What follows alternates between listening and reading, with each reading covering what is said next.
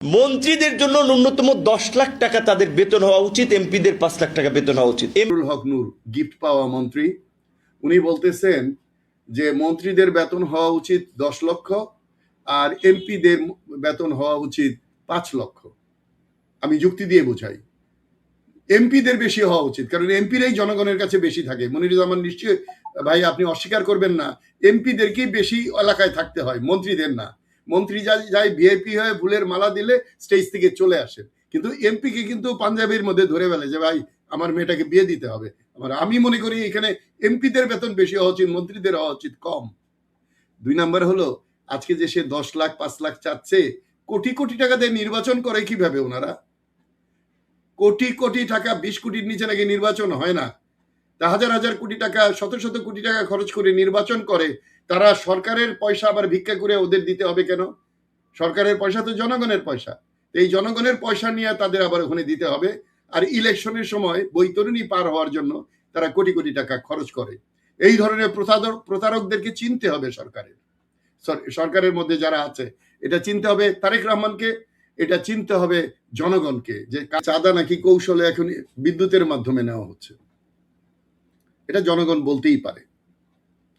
কথায় কথায় ওনারা বলে 5 মাস 6 মাস হয়েছে সরকারের, তাহলে সেই সরকার কিভাবে 16টি অধ্যাদেশ বাতিল করে দিল? সেই সরকার 2 দিনে, একদিনে প্রথম দিনে কিভাবে 70% ভোটকে নাকচ করে দিল? একদিনে কিভাবে তারা সংস্কারের পদ রুদ্ধ করে দিল? তার কয়েকদিন পরে বলল আমরা প্রতারণা করেছি, আমরা ইলেকশন যাতে বানচাল না হয়ে যায় এই জন্য এগুলো আমরা সব মেনে নিয়েছিলাম, অর্থাৎ এখন এগুলো মানবো না, অর্থাৎ আবার প্রেশার না আসলে মানবে না।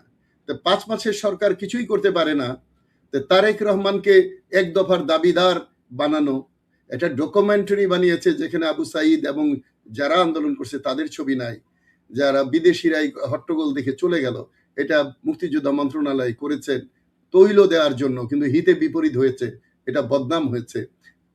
মাননীয় রাষ্ট্রপতি অনেক কথা বলেছেন, অনেক দুঃখ প্রকাশ করেছেন।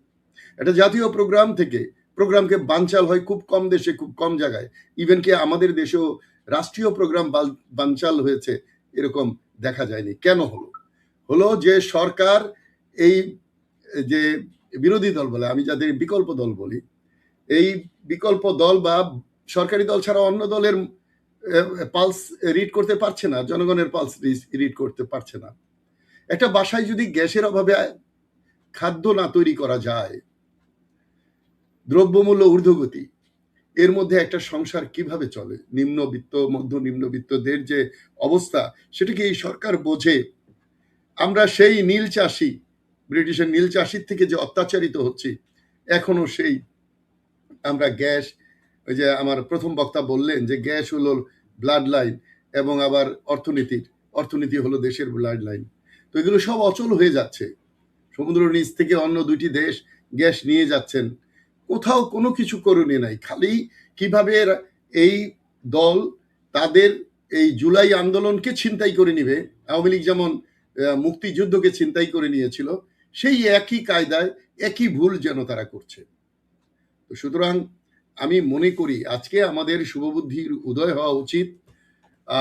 বিশেষ করে সরকারি দলের বোঝা উচিত যে আমরা যে একটা অভ্যুত্থানের পরে এখানে আমরা এসেছি যে অবস্থায়, এবং নির্দ্বিধায় মানুষ তাদেরকে অনেক ভোট দিয়ে সরকার গঠন করেছেন, এই জনগণের প্রত্যাশার ধারে কাছে নাই সরকার কি এইটা বুঝতে পারে না বা এটা ফিল করে না যে জনগণকে হ্যাপি না রেখে আমরা টিকতে পারবো না? মুনির ভাই বললেন যে প্রধানমন্ত্রী বলেছেন কেউ হিংসাত্মক কিছু কথা বললে, রিউমার করলেও যেন রিয়েক্ট না করে। আলিফের যে চোখ চলে গেল, এটা দেখে না সরকার? ওখানে তো দুঃখ প্রকাশ করেন নাই, তাহলে কিভাবে মানুষ বুঝবে যে রিয়েক্ট করলে ওনারা চোখ নিবে না? তাহলে এত বড় একটা অভ্যুত্থানের পরে, বিজয়ের পরে যে সরকার আসছে, সেখানে এখন দেখা যাচ্ছে মোটরসাইকেল ছাড়া আবার সেই হেলমেট বাহিনী, আবার প্রত্যেকটা শিক্ষা প্রতিষ্ঠানে মারামারি কাটাকাটি। সরকারি দল হলেই কি সব দখল করতে হবে? আপনি টেম্পো স্ট্যান্ড থেকে শুরু করে খেয়াঘাট সব কিছুই তাদেরকে দখল করতে হবে? একটা ঘুষ ছাড়া, পয়সা ছাড়া বাংলাদেশে কোনো কিছু হয় না। এই পরিস্থিতি তো আমরা চাই নাই। এত রক্ত, এতই যে প্রধানমন্ত্রীর উপস্থিতিতে যে মা তাকে তার সন্তান হারিয়েছে, যে বক্তৃতা দিয়েছে, তারপরে অনেক জায়গায় দেখা যাচ্ছে আহত যারা যোদ্ধা এবং শহীদের পরিবার তারা খেপে যাচ্ছে সরকারের উপর। কেন সরকার কি এটা কি বিরোধী দল আলোচনা করে সমঝোতায় আসতে হবে? এটা কি সরকারি দল বোঝে না যে ওদেরকে সন্তুষ্ট করা দরকার? তারা অনেক ত্যাগ স্বীকার করেছে, ওদেরকে সরকারের একটা সুদৃষ্টি থাকা উচিত। সেখানে আমি দেখলাম এই যে ওনাদের মুক্তিযুদ্ধ মন্ত্রণালয়ের প্রতিমন্ত্রী ইশরাক দেখলাম ধমকাচ্ছে রীতিমতো তাদেরকে। আবার আইজিপি, ওই যে আমার ওই কথা মনে হয়েছে যে একটা গুলি করলে একটা মরে আরেকটা দাঁড়ায় যায়। আইজিপি কানে কানে গিয়ে মুক্তিযোদ্ধা মন্ত্রণালয়ের না স্বরাষ্ট্রমন্ত্রীকে বলে এদেরকে কি বের করে দিব নাকি? এইগুলোকে ল্যাঙ্গুয়েজটাও খুব খারাপ ছিল। আইজিপি কিন্তু এইগুলোর বেতন দিয়ে, এইগুলোর টাকা দিয়ে তার বেতন চলে। উনি ওখানে দাঁড়িয়ে বলেছেন এইগুলোকে বের করে দেব নাকি?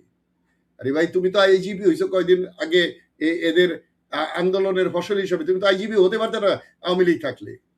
সেই লোক বলে এইগুলোকে বের করে দেব নাকি?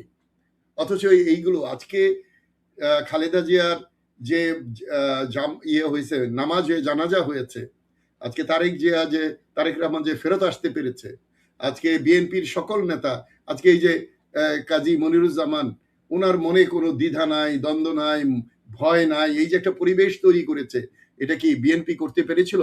এখন তারা বলে যে তারা নাকি সব গ্রাউন্ড তৈরি করে রেখেছিল, অথচ 28শে অক্টোবর তো তারা মাঠ ছেড়ে চলে গিয়েছিল, গরুর মাঠে পর্যন্ত তারা ওখানে গিয়েছিল। আবার মাসোয়ারাও নিয়েছে, পূর্ববর্তী সরকারের গেছে অনেক। বর্তমানেও বিএনপি পুরো আমি দেখতে পাচ্ছি যে দুইটা ভাগে ভাগ হয়ে গেছে। রাষ্ট্রপতি থেকে শুরু করে ফখরুল সাহেব এবং অনেকেই বলতেছে এই বিএনপিকে নিয়ন্ত্রণ করতে হবে। আমি জনগণের কাছে বলতে চাই, মাহমুদুর রহমান বলেছেন যে এখন সময় এসেছে এই যুবদল ছাত্রদলকে ব্যান করার জন্য, ছাত্রলীগের মতো এই কথা উঠে আসতেছে।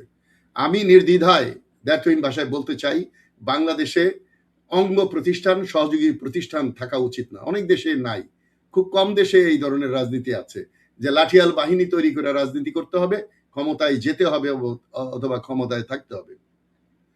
সুতরাং আজকে মানুষকে বুঝতে হবে যে অভ্যুত্থান সম্পূর্ণ হয়নি। অভ্যুত্থান গণভবনে শেষ করা হয়েছিল, সেটা বঙ্গভবন পর্যন্ত যাওয়া দরকার ছিল, সে যায়নি বলে আজকে ব্যর্থ। আর আমি বলবো এনসিপি যে রাজনীতি শুরু করেছে তারা আরো শক্ত হতে পারেনি, কারণ তারা প্রবীণকে বাদ দিয়ে দিয়েছে। আপনি দেখেন এই যে ভারতে কয়দিন আগে আন্দোলন হলো, তাদের দাবি মেনে নিল, মন্ত্রী পদত্যাগ করলো, তারা আবার ক্লাসে ফেরত গেল।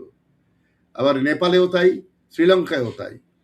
কিন্তু আমাদের এখানে ব্যর্থ হলো ইয়েরা, কারণ তারা উপদেষ্টা হয়ে গেলেন, তারা টাকা দুর্নীতি করার বদনামে পড়ে গেলেন, তারপরে নানা রকম হোটেল ঘটনায় পড়ে গেলেন। এখন আবার এই সম্প্রতি শুনলাম আমাদের এক প্রতিমন্ত্রী নুরুল হক নূর, গিফট পাওয়া মন্ত্রী, উনি বলতেছেন যে মন্ত্রীদের বেতন হওয়া উচিত 10 লক্ষ আর এমপিদের বেতন হওয়া উচিত 5 লক্ষ।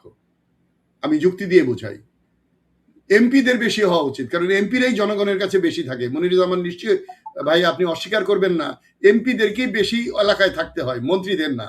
মন্ত্রী যাই ভিআইপি হয়ে ফুলের মালা দিলে স্টেজ থেকে চলে আসে, কিন্তু এমপিকে কিন্তু পাঞ্জাবির মধ্যে ধরে ফেলে যে ভাই আমার মেয়েটাকে বিয়ে দিতে হবে। আমি মনে করি এখানে এমপিদের বেতন বেশি হওয়া উচিত, মন্ত্রীদের হওয়া উচিত কম। 2 নাম্বার হলো আজকে যে সে 10 লাখ 5 লাখ চাচ্ছে, কোটি কোটি টাকা দিয়ে নির্বাচন করে কিভাবে ওনারা? কোটি কোটি টাকা, 20 কোটির নিচে নাকি নির্বাচন হয় না। তা হাজার হাজার কোটি টাকা, শত শত কোটি টাকা খরচ করে নির্বাচন করে, তারা সরকারের পয়সা আবার ভিক্ষা করে ওদের দিতে হবে কেন? সরকারের পয়সা তো জনগণের পয়সা, এই জনগণের পয়সা নিয়ে তাদের আবার ওখানে দিতে হবে। আর ইলেকশনের সময় বৈতরণী পার হওয়ার জন্য তারা কোটি কোটি টাকা খরচ করে। এই ধরনের প্রতারকদেরকে চিনতে হবে সরকারের মধ্যে যারা আছে, এটা চিনতে হবে তারেক রহমানকে, এটা চিনতে হবে জনগণকে, যে কারা প্রতারণা করছে এবং যারাই প্রতারণা করবে দলের সাথে, দেশের সাথে, সরকারের সাথে, তাদেরকে চিহ্নিত করে শুদ্ধিকরণ যদি না করেন, মনিরুজ্জামান ভাই আপনাদের এখন শুদ্ধিকরণের সময় এসে গেছে।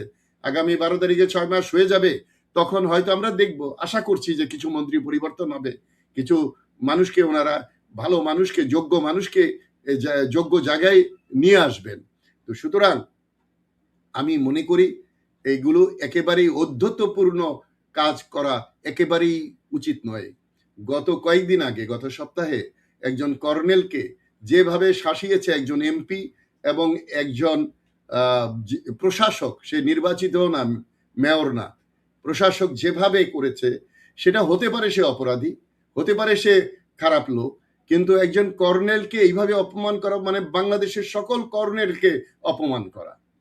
তো সুতরাং তারা কি হুনুরে হয়ে যদি সশস্ত্র বাহিনীর সদস্যদেরকেও তোয়াক্কা না করেন, যেই বাহিনী এই বাংলাদেশের জন্মের সাথে ইতিহাস তৈরি করেছে, যে বাহিনী বাংলাদেশের সকল ক্রাইসিসে জনগণের পাশে এসে দাঁড়িয়েছে, সেই বাহিনীর সিনিয়র অফিসারদেরকে যদি একজন জনপ্রতিনিধি এবং প্রশাসক এইভাবে জনসম্মুখে শাসায়, এরেস্ট করেন, কেস করেন, এই ধরনের কথা বলেন, তাহলে বোঝা যায় যে তাদের অজ্ঞতা, তাদের মূর্খতা, তাদের কৌশলের অভাব, তাদের সচেতনতার অভাব এবং সমাজে একটা বিশৃঙ্খলা তৈরি করার সমস্যা তৈরি হয়।